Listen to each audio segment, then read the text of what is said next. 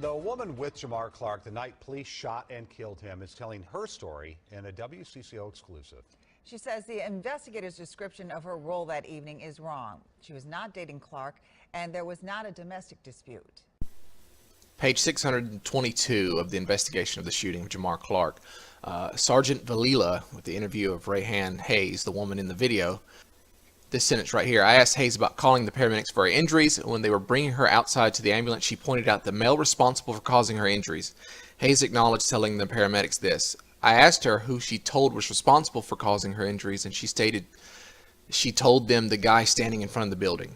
Hayes' first response that she doesn't know his name and really doesn't know him like that. Hayes then describes the male throwing her on the ground and bagging her against the door.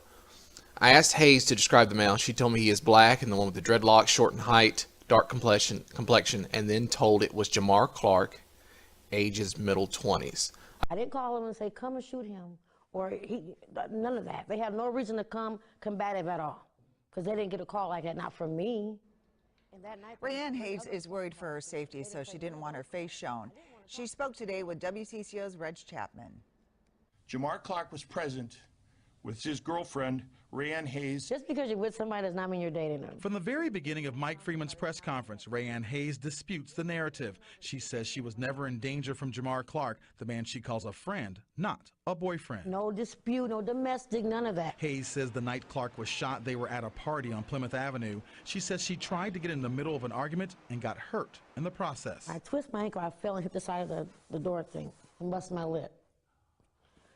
That's all. All right, page 917 through 927, I believe, is the actual full interview. Hey, when you came outside, you tell the paramedics that you see someone who's responsible for your injuries. Yes. Do you remember telling them that? Yes. Yeah. And who did you tell him was responsible for the injuries? The guy that was standing in front of the building. What was his name? Here she says she doesn't know his name. But then the investigator says, was it one of the other people from 104, like Sharice, Jerome, Jamar, Ronnie? And she says, you know what, I can't. I don't want to name. I know who it was. So she admits she knows who it is. She just doesn't want to say his name.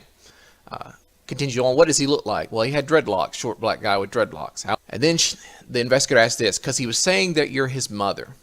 Her response, yeah, and I told him I'm not his mom. I don't even know him like that. And I told the officer, I was like, no, I'm not his mom. He's the one that did that to me. And the investigator, okay, so why did he throw you on the ground and start inaudible? And she responds, like I told him, I said, I don't know what happened, like why I weren't. It wasn't even my argument at all, so I don't know even how I got in the crossfire. But you did, yeah. So, and what does he do to you when he grabs you? Talking about Jamar. He got me. Oh, this is what happened. They were arguing. I grab him by the arm like this. I'm just like somebody else's house, calm down or whatever. Next thing I know, I'm being shoved to the ground, getting beat against the floor like hay. And Jamar did that to you? Her response, yeah. And when I got up, he's like, oh, I'm sorry. I thought you were somebody else. But, it just came out of the blue. It's not an emergency. I can't walk. It was an altercation downstairs in the building, and I tried to break it up. And in the process of it, I think I got my legs sprung and I can't move. In her 911 call early on November 15th, Hayes told the dispatcher she was hurt an hour and a half earlier. Hennepin County Attorney Mike Freeman says people at the scene, as well as EMTs, told investigators Hayes pointed out Jamar Clark as her boyfriend and the man who hurt her. She was questioned as she was put into the ambulance. They gave me a shot of something for the pain, and I laid back. I remember Jamar coming up to the window. I remember that.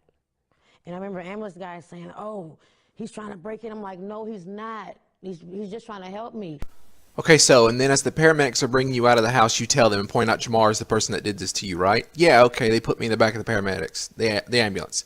Yeah, this weirdo runs up like, that's my mom. I'm like, no. Okay, but no, I'm not. He's the one who did that to me. Okay.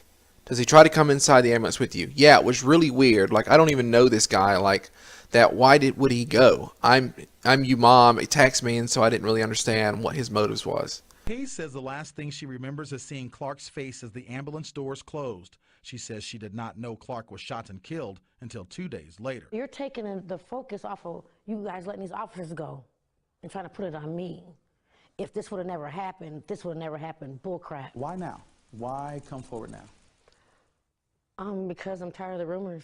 Why did he want your attention? I have no idea. What happened to your lip? He hit me. He punched you? He headbutted me. He headbutted you. Did you need stitches? Yeah. All right, he headbutted you, but then wanted your attention because why? I have no idea. I really don't. I really, really don't. She wants the community to know she too is grieving and had no idea a night of having a good time would turn to tragedy. I can't heal because he's not healing. He's not in peace right now. You know, so how can I ever be in peace and he's not at peace? Now, Hayes says she has a boyfriend and was dating him back in November when Clark was shot.